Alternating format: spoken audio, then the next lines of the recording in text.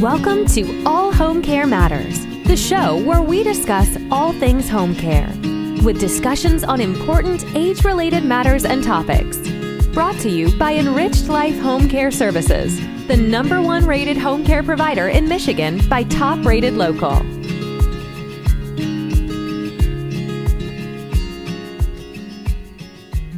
Hello, and welcome back to All Home Care Matters. If this is your first time visiting us here at the show, we want to say thank you for taking time out to be with us today. We appreciate how valuable everyone's time is, and that's why we try and make each episode here at All Home Care Matters something that will hopefully matter to you. Today, we are honored to welcome a good friend of the show and co-founder of AlzAuthors, Vicki Tapia. Vicki is the author of the award-winning book, Somebody Stole My Iron, a Family Memoir of Dementia. Welcome, Vicki. Thank you for having me, Lance. It's great to be here. It's our pleasure.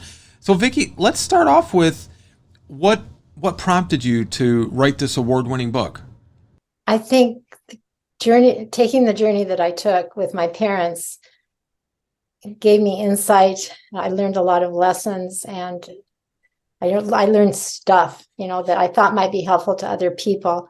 And I thought the journal that I was keeping, eventually I began to realize maybe it could be a book. And if it could help even one person make the journey less painful and help them along the way, then it was worth publishing. Sure. And so you took this journal, created it into a book or a memoir, but let's go back to the start of what prompted you to start that journal to begin with. When did you start realizing that there was any issues with your parents? It was a very slow process. Actually, my husband noticed the way my father was walking. His gait was kind of stiff and rigid. He said, "Your dad, is he okay? He looks almost like he has Parkinson's." And I was like, "What?" I hadn't even really noticed.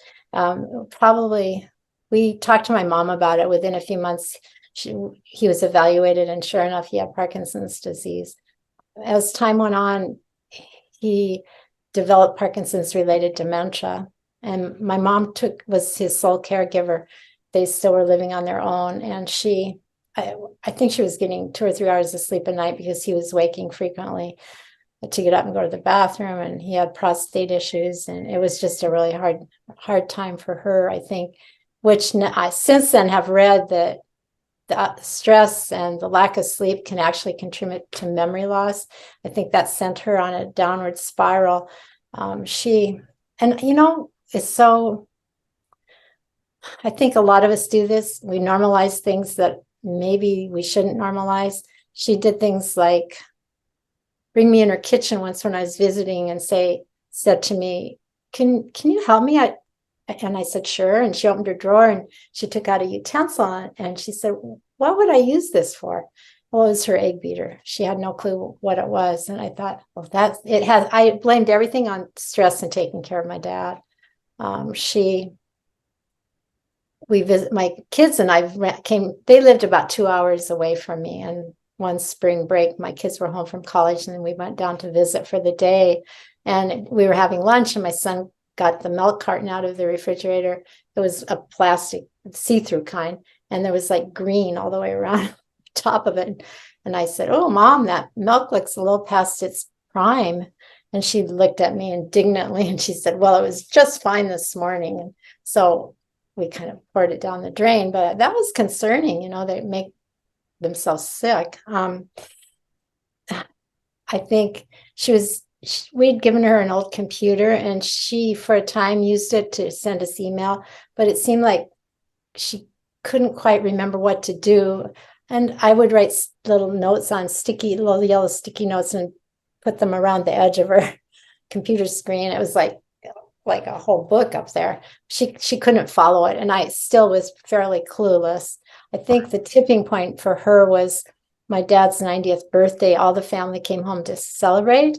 And their 2 oldest granddaughters, my 2 nieces, were flying in from the West Coast, and they were the surprise guests. The first one, we said, you come to the door separately when you get to their house so that we can, prolong the surprise. So the younger one came to the door, and my mom opened the door and, oh, hello, come in. And 5 minutes later, the doorbell rang again. Their oldest granddaughter was at the door, and my mom opened the door and she said, "Who are you?"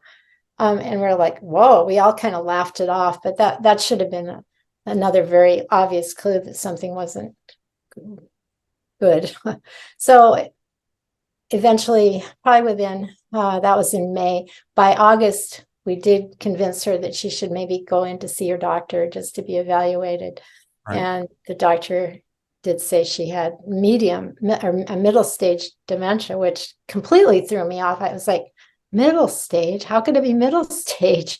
Right. And she explained to me that most people miss the early stages. If they're really not keyed in and have some experience with it, it's easy to normalize, exactly what we did. And so, that changed everything at that point. What walk us through what it was like when you got these, diagnoses. What were your parents' responses, or how did they take the news? Well, my dad, he's sanguine. I mean, he rolls with it. He's so calm. He's so peaceful. He just adapted. He liked to sit in his chair and watch any kind of sports on TV or news shows or talk shows. And he was perfectly comfortable as long as he had mom to take care of him, right? Feed him and yeah. So he accepted what was going on. My mom was a complete 180 degrees, opposite of him. She was angry and didn't want to believe it, and had paranoia. Just everything you can think of that you wouldn't want to have happened with her. And how do we know how we would react if we found that out? I think that's probably not an uncommon response either. Just anger at the world and how things were turning out. I mean, it's not how anyone wants to spend the remaining years of their life. Why was I clueless? In so many ways. To reason with her and say, Mom, it's not your fault, and she's like, I don't want to talk about it. And okay. There was no reasoning with her. She was just angry. Would you say she was in denial, or she? Mm-hmm. Okay. Mm-hmm. Yeah, because one day I came to visit her, and I can't believe I did this, and it's embarrassing to even share this story, but I will anyway. I came to visit, and usually when I came to visit, I would set her hair. I would put it in curlers. I would put the hair dryer on, and then I'd comb it out for her. She's of the generation that went to the hairstylist once a week and had their hair done in a helmet look. But when I came in, she was like, I can't find my glasses. And she had just been rinsing her hair and water was dripping everywhere. And I was like, oh, Mom, it's okay. It's just the disease talking. Yeah. And she just exploded. She said, don't mention that to me. Don't say that ever again. So, yeah, I would say she was in denial. I didn't help matters, I guess, by saying something like that either. When did you start deciding to keep a journal? I've kept a journal since I was 16 years old. I have a drawer full of journals. All right. It was a natural thing for me to do when I couldn't just keep unloading everything on my friends and my husband and my kids. So it was so therapeutic for me to write it down. And the more I wrote, the more I remembered, and I would write down things that had happened before that I had never written about, and I just kept writing and writing and writing, and as the words poured out of me, I could relax, and just my whole demeanor would soften as I wrote it out. It was more therapeutic for you. It was therapeutic. I did not start it with writing a book in mind at all. It was mostly just to keep my sanity. Let me ask you, so now you didn't live real close to your parents. You were a couple hours away. When was the decision made, or how was the decision made to say, okay, we're going to move and we need to be close to Mom and Dad? I tried that. I tried numerous things. I first started with home health care, letting someone come in several times a week and just be sure that they were their meds were organized, and the house, maybe pick up the house, help mom do what needed to be done with the wash or whatever. And my mom refused. The lady came, my mom wouldn't let her in the house. And it became apparent to me, the controlling nature of my mom was not going to allow someone else in her space. So then I started campaigning for them to move closer by saying things like, we could spend so much more time together. You could come over to my house. We could make cookies. It will be wonderful if you come to Billings where I live. You will, we'll all be happier. And nope, I'm fine. Nope, just leave me alone. I'm doing fine. So a couple of things happened that fall and winter. The first thing that happened was, it was late summer. My mom called me one day and she said, well, I did it. I said, you did? I was afraid to ask what she did, but I said, what did you do? She said, I put your dad in the nursing home for 10 days respite care. And I'm like, you did? Why? She said, last night, I was trying to help him up out of his chair, and he got turned sideways and slipped and fell and landed on top of me on the floor. Oh, wow. And it really scared me. So I need some time. I need some time. So 10 days, that's all he's going to be there. Well, 10 days turned into 30 days, turned into 60 days. And winter came. My parents lived in a condominium complex of 4 different units, and the other 3 units they had all gone somewhere for the winter. So mom was there. She thought it was her job to shovel the walks and keep things cleared off. And here's this, 89-year-old woman, she was 84-year-old woman doing this. And I kept campaigning, saying, Mom, it'd be so much easier if you could just move here. You and Dad could be in the same facility together, because she was driving to see him every day. And I'd get calls from people going, your mother peeled out of the driveway. We're really worried about her. And she'd slam through intersections. And oh my gosh, I was so worried I was going to get a phone call saying that she'd had a wreck or injured somebody or worse. But so in winter, here she is still driving back and forth. So I thought maybe I could appeal to her notion of, you guys would be in the same place. You wouldn't have to do that kind of thing. So she was pretty adamant. But then towards the end of the year, we had a real bad cold snap. The temperatures weren't getting much above 0 during the day. And one day when I called her, she said, well, I'm ready. I said, you're ready? She said, yeah. I said, to move? And she was, yes, I'm ready to move. So I was like, don't move. I'm coming to get you right now. No, not quite. Hold that thought.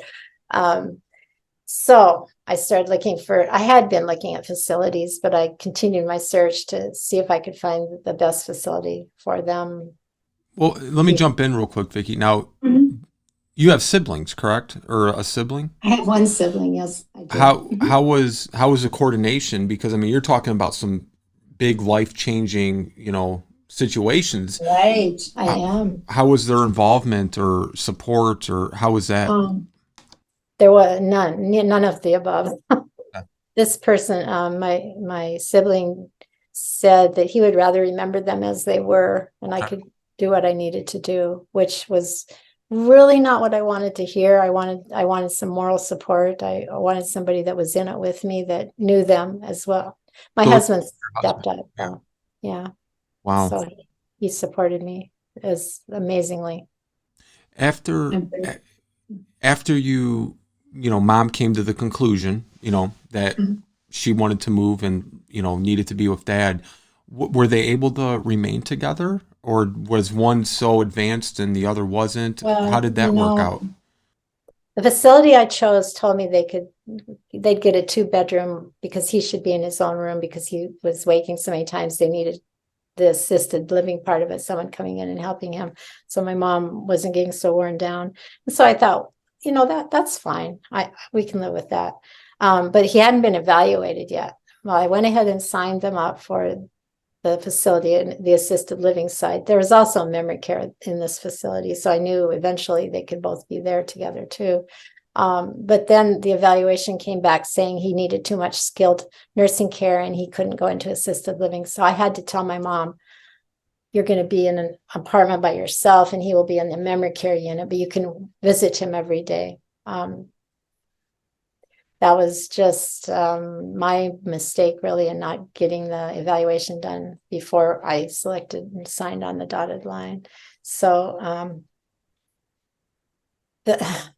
when she decided they were going to move, then she kind of went at it. She sold their car, and the weekend before they were going to move, we went down to try to help her pack. Supposedly she'd been packing for a month or so. She'd partially packed one box with really weird stuff, which I was like, I didn't, well, it was the dementia, obviously, which I knew she had, but I didn't realize that's how it would manifest.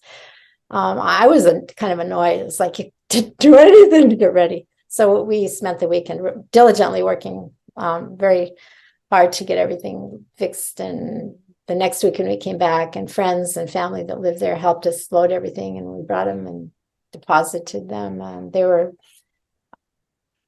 instead of being 150 miles from me, then they were about 5 miles from me. So that part was better for sure. Good. Did you ask me a question that I didn't answer? Well, no, you answered it. I was just curious, what the living arrangements were like for them. Okay, yeah, right. So that's how, and wouldn't you know it, that was a 3-story building, and her apartment was the last apartment on the farthest wing in the corner. You couldn't get farther away from the memory care unit. And she had rheumatoid and osteoarthritis really bad in her knees, and it was so hard for her. I mean, even with the walker, and I couldn't be there every day, multiple times to get her down to where he was. That was unfortunate. Was your mom able to stay in the assisted living wing until she passed? No. We came to another crossroads. It was just getting to be too much for her to go to where he was. I wanted to find a place where they could be closer next to each other, and someone that could keep a better eye on my mom, because she was starting to do worrisome things. And I didn't think she was probably taking her meds the way she was supposed to be, at all. And again, if I were there with her, I could monitor it. But I wasn't. So I found this lovely home where a home that's been turned into for a small number of people. Yeah. Whatever they're called. Like a group home. Group home. That's what I'm thinking. Yeah. And I thought, this is perfect. So I took Mom to visit for a lunch time there, and I thought it went pretty good, although she was really quiet. And as we left there, I liked it. It seemed fine to me. But as we left there, she said, if you make me go there, it will kill me. So that, I guess, was out of the picture. Then I found, actually, right across the street from where they were currently living, there was another place that had the patients' rooms, clients' rooms, surrounding the center where the living room and the dining room was. So everybody kind of faced it, and a really nice setup. They had a good staff that hadn't. The turnover rate at the first facility was, every time my parents got used to the person, they were gone. But this place had like a longevity. Some of the caregivers had been there 8 to 10 years. So nice. Yeah, I really liked it. My mom, again, was furious with me, but they had room. They could have a room right next to each other. They each could have their own room and be that close. And I thought, this is exactly what we need. And they can keep an eye on Mom and distribute her meds. And it was everything that I was looking for. And it was a great place. Of course, my mom, when we walked over and showed it to her, she said, you aren't going to make us move here, are you? I said, well, yes, we are going to move here. And I wrote out the down payment, and she, the day of the move, they said, you better not be here to try to move her across the street, because once we get her out of there, then you can come in and pack up all her stuff. So when they got her, they walked her across the street, or drove her. I don't even know how they got her there. And then I started loading things up. My husband brought them to the facility and took them in. And on one of his treks through, my mom looked up at him and she said, well, you can tell your wife she need not visit me here. So I was like, okay, we'll see how that goes. About a week passed. I just kind of waited. And she called me and she said, why haven't you been to visit me? So everything was okay. All She's, forgiven. what's that? All forgiven. All forgiven. So everything was back on track. Although then I learned what happens when you move somebody with dementia. That's not very pretty. The insomnia, the anxiety. She would wake up in the middle of the night, walk into the common room, which thankfully only had a caregiver in it, stark naked, swearing like a sailor after a night out on the town. And everyone was a little aghast. I think I was probably particularly so, but they get her back into bed and settle her down. She hallucinated. I think that started the whole medication thing. Is a whole entirely different story. Did She your was, Mhm. Go ahead. No, you go ahead. I was just going to ask, so as their health is continuing to progress in a downward, slope, did you end up having to look into like hospice care at all, or were they, yeah, what was that experience like for you? Well, just my mom basically quit eating about 4 months before she passed, and because she was failure to thrive, hospice was brought on board, and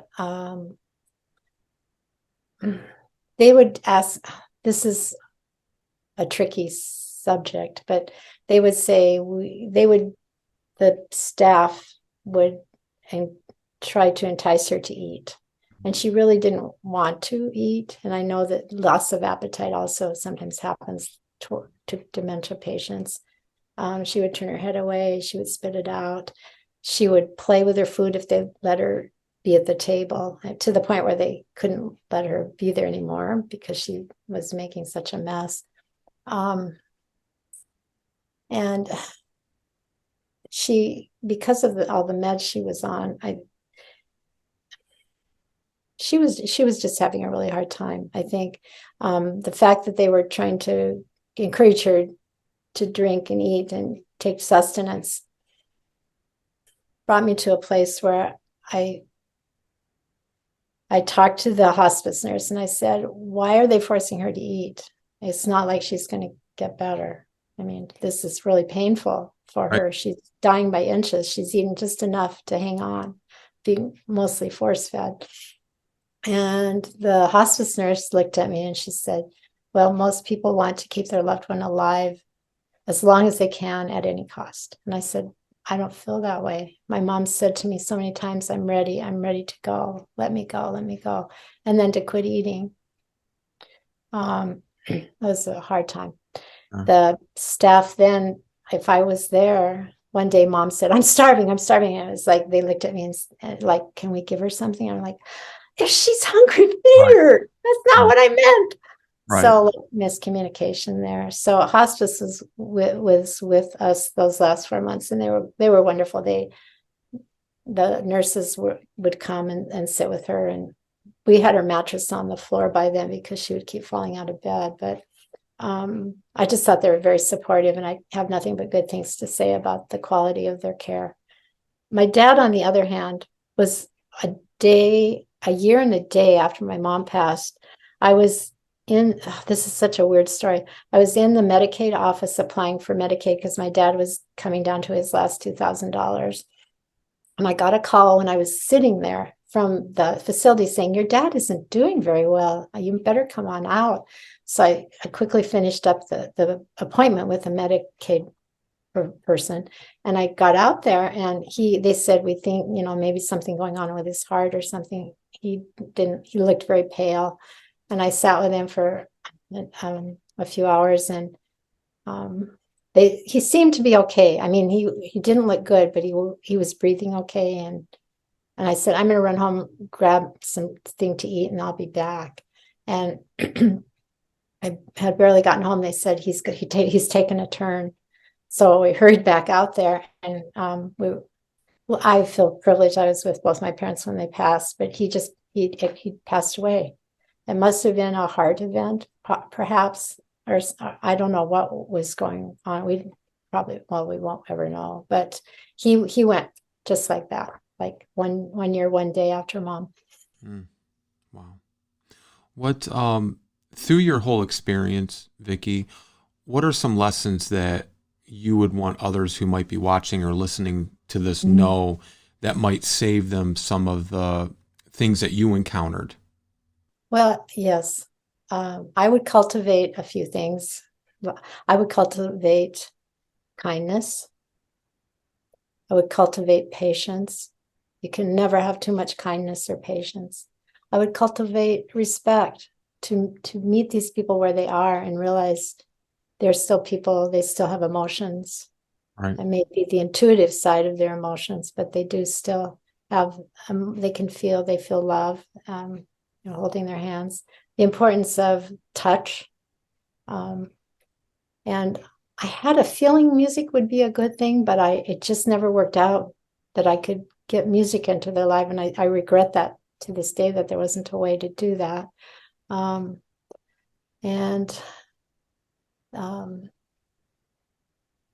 I wish I'd had more patience. I cultivated that, developed it as time went on. I got better. Starting out, I was not very good at it. What else can I think of? I would have given up trying to be reason with them and be logical, because there's no way with a dementia person with dementia to have that logic and reasoning ever work. It's just not going to happen. Meet them where they are. I always say that if you're standing in the stream and they're standing in the stream, you cannot drag them up to where you're at in the stream. You have to walk back to where they stand in the stream. Yeah, that's great advice. And one that I'm very fond of sharing with families that we encounter is, don't blame the person, blame the disease. Absolutely. Yes. Yeah. Because, I think you may have alluded to this or mentioned it, loved ones that have dementia, they might say some very hurtful things, some things that they would never have said in a million years, and that may not even be true either. Mm-hmm. But it's not them saying it to you personally. It's the disease saying it, not the person. And that's very hard to separate too, when you're in the moment and you're under this pressure and the stress and you're trying your best to make sure they're cared for and that they're safe. And, you're getting called everything under the sun and even hit mm-hmm. or had things thrown at you. It's very challenging. Yeah, mom would call and she would go, "I'm so disgusted with my daughter." Yeah. Meaning you, right? And I'd say, why? What did she do? Yeah. She's like, "She's stealing all my money to travel." Yeah. And I was like, oh, I learned to just let her talk it out and then change the subject, and it went away. But from your journal and your experience and then to the passing of your mom and dad, where was that moment for you where you said, you know what, I need to publish this book? I want others to read it. And what are you hoping people learn or have learned from the book?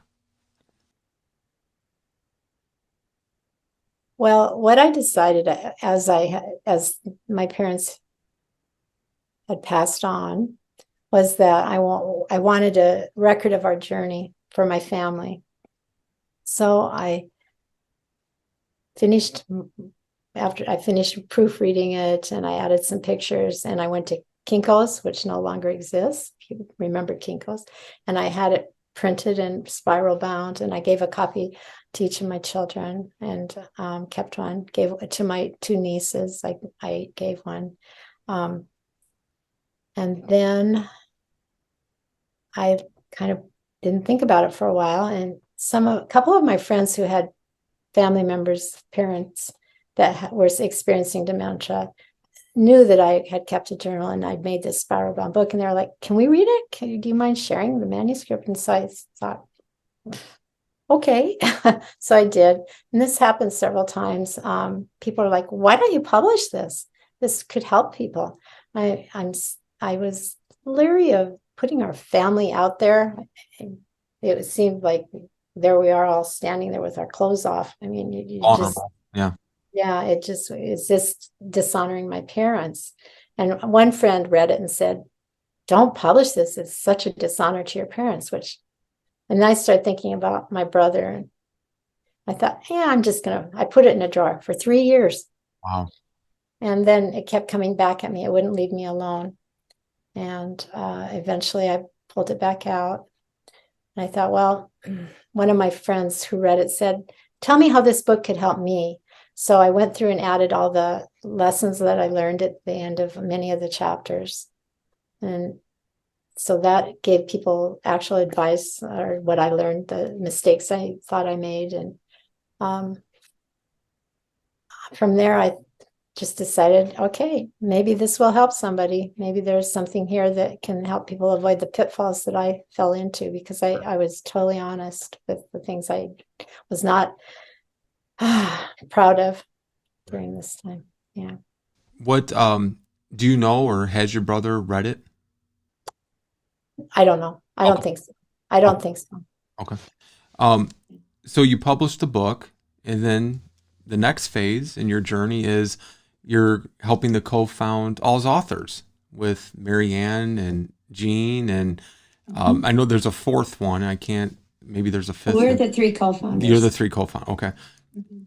How has that evolved? And share a little bit. We've had many AlzAuthors on, and as well as Jean and Marianne, who are wonderful people as you are. And we're big supporters of AlzAuthors and just the remarkable, tremendous work and resources that you guys provide to these families who are probably in similar situations as to where you were when you first started out, and there weren't as many resources or things readily available, and you're kind of winging it, right? That's very true. Yeah. There was little. So share with us a little bit about the evolution of AlzAuthors. Marianne is a visionary. I mean, you may have discovered that in getting to know her a little bit, but she had ideas which I'm not sure I would have come up with. Jean and I say, no, if it wasn't for Marianne, this wouldn't have gotten off the ground. But Marianne, I think Jean is the connector. Jean read my book. Jean read Marianne's book. So Jean had written Marianne asking her if she would read her book, and Marianne said sure. So that introduced them. When I was reading Jean's book when she wrote me and said she'd read my book and liked it, and there was similarities. Both our parents had dementia at the same time. When I was reading her book, I got kind of shivers reading it, thinking, I know this person, or there's some connection here that I don't understand. And that's a true story. And then Marianne had this idea that it's really difficult to promote a book about dementia. How do you do that? Right. She came up with the idea, well, strength in numbers, right? So she said, Jean, what do you think about if we would promote our books together for the month of June for Alzheimer's Awareness Month? And do you know anybody else that has written a book about dementia? And she said, well, I do. I don't know her very well, but she lives in Montana. And we pulled in a couple other authors of books that one of us had read. And there were 5 of us promoting together for that month. And then we enjoyed each other, the 3 of us anyway. The other 2 people kind of drifted away, but we thought we could do this again in September. We could promote again. And so September rolled around and we did again. We made graphics and encouraged people to, if they were on a dementia journey, that we were offering books to help them light their way. So then time passed a little bit more, and it was coming up a year later on the next June. And we thought, what if we read books about dementia, and if we liked them and thought they were good, we actually had someone write an essay about it. If we have a blog post, a website, they could write a blog post. And what do you think would happen? Do you think we'd get the word out there and we would be able to spread the information that we have further? So we thought we'd do that for every day of the month of June, weekday. So that would be 20 different blog posts. And as we were winding down at the end of that month, we thought, oh, we can't stop now. So that led to us having other team members come on board, Anne Campanella and Catherine Harrison, who is a graphic designer. And she really spiffed up our website and So we were just sort of launched, and it's the rest is history kind of thing. Well, and I know, one thing that is just, I always mention when I talk about AlzAuthors, it's not your typical just website where you go and order a book. You No, can, it's you, not. you can do that, but the You difference can. that I think is important in distinguishing is you guys vet the books. So you're not just letting anybody with a book have it on the website. Right. And dementia is a very wide, broad topic. There's different types, forms, relationships, and you have it all broken up into categories too. We do. It's amazing, Lance. I hardly even believe how many books we've collected over the last 8 years. Well, Mhm. and starting with you, Jean and Marianne, now there's over 350 different authors. That's right. Yeah. We just had, as an example, we just had Andrea Couture on, Andrea Mhm. Couture. I always mess her name up and I apologize.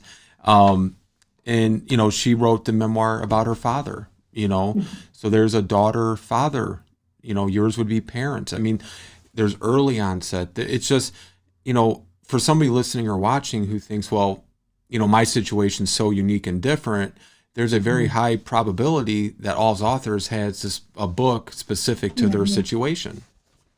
That's true. Yes. I mean, we have quite a few books written by people that are experiencing dementia. Yeah, and that as well. Yeah, Dr. Jennifer Butte's one of them. Mhm. Yeah. No, I just, the work and the advocacy that AlzAuthors is doing is just beyond commendable. It's beyond needed. And we've been big supporters of AlzAuthors even before Thank you. even before there was an All Home Care Matters podcast.